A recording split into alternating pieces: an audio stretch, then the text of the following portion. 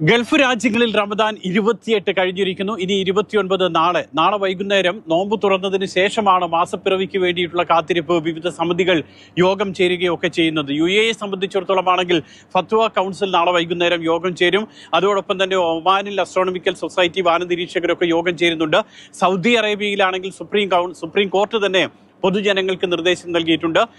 നഗ്ന നേത്രങ്ങൾ കൊണ്ടോ ടെലസ്കോപ്പ് ഉപയോഗിച്ചോ ചന്ദ്രപ്പിറവി കണ്ടുകഴിഞ്ഞാൽ, മാസപ്പിറവി കണ്ടുകഴിഞ്ഞാൽ അത് അറിയിക്കണമെന്നുള്ളതാണ് സൗദി അറേബ്യയുടെ നിർദ്ദേശം. ഏതായാലും നാളെ വൈകുന്നേരം അറിയാം എന്നാണ് ചെറിയ പെരുന്നാളെന്ന്. നാളെ വൈകുന്നേരം മാസപ്പിറവി കണ്ടാൽ അത് ഞായറാഴ്ചയായിരിക്കും ചെറിയ പെരുന്നാൾ.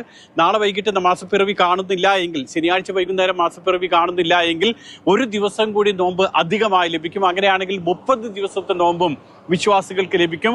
ഒരു വലിയ സന്തോഷം കൂടി വിശ്വാസികൾക്കുണ്ടാകും.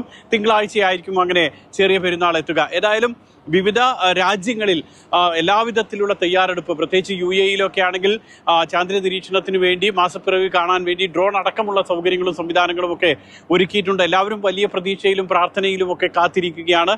നാളെ ശനിയാഴ്ച വൈകുന്നേരം അറിയാം എന്ന് എപ്പോഴായിരിക്കും ചെറിയ പെരുന്നാൾ എന്നുള്ളത്.